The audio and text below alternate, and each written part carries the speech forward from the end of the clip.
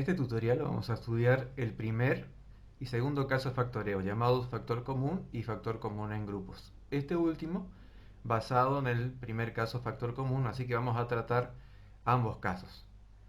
Vamos a estudiar primeramente el primer caso de factoreo, el factor común, en donde vamos a buscar en el polinomio algo que sea justamente común, tanto la parte numérica como la parte literal. Para eso vamos a considerar este ejemplo, muy sencillo, en donde tenemos este polinomio, 6x al cuadrado más 12x al cubo menos 15x a la cuarta más 24x a la quinta. Y lo que hacemos es justamente buscar ese término común. En la parte numérica, si miramos el 6, el 12, el menos 15 y el 24, estos se pueden desdoblar o factorizar expresando como 3 por 2 en el caso del 6, el 12 3 por 4, el menos 15 menos 3 por 5 y el 24 como 3 por 8. Vemos que al hacer esta descomposición, el máximo común divisor del 6, el 12, el 15 y el 24 es el 3. Así que dejamos en amarillo. Y en la parte literal miramos siempre, en este caso hay una sola variable, así que simplemente miramos la que tiene el exponente menor. En este caso, x al cuadrado, que en el primer monomio queda como está. En el segundo monomio, como tenemos x al cubo, podemos expresar como x cuadrado por x. En x a la cuarta, en el tercer monomio, podríamos expresar como x al cuadrado por x al cuadrado. Y en el cuarto monomio, x a la quinta, como x al cuadrado por x al cubo.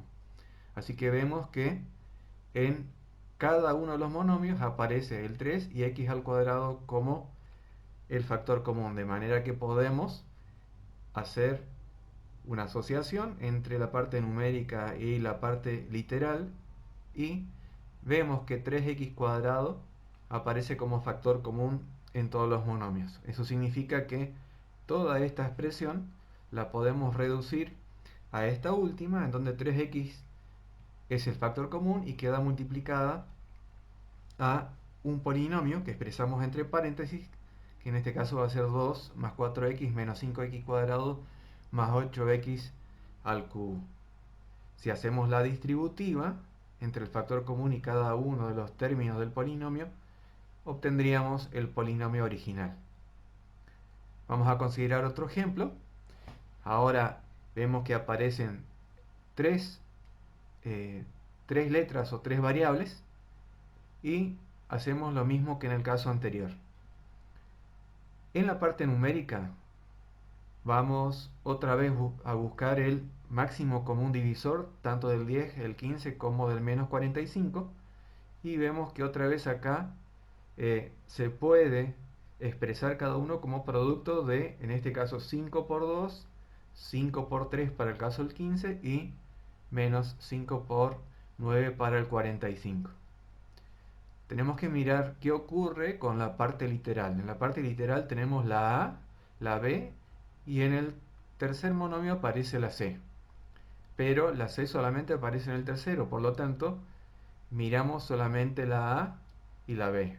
La A tiene como exponente menor el 3 en el primer monomio y B tiene como menor exponente el 4 en el tercer monomio.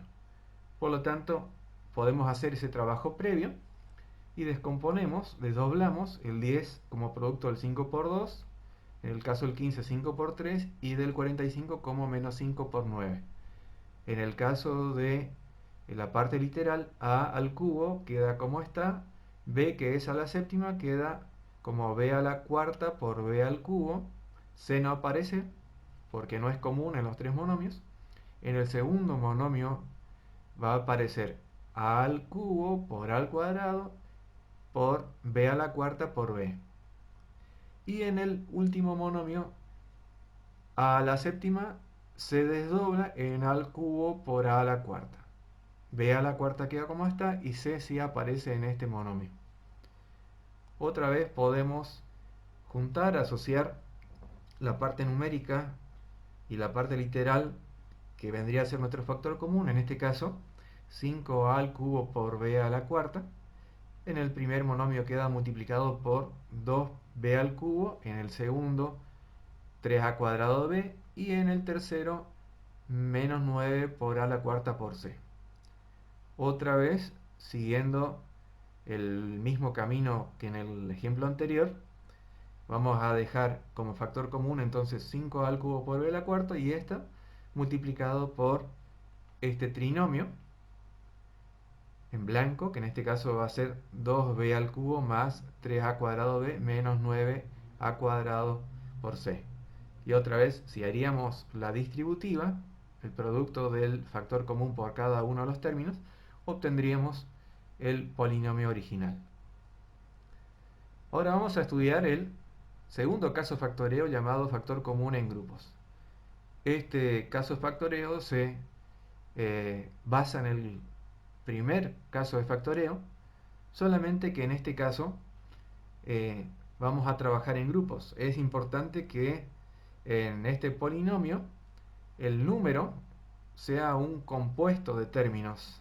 Puede ser, por ejemplo, un polinomio de 4 monomios, de 6, de 8, de 9, de 10, de 12. Siempre vamos a ver al final por qué ocurre esto. Así que vamos a trabajar con el primer caso. Este primer ejemplo que consideramos es un polinomio en donde solamente aparece en este caso una sola variable.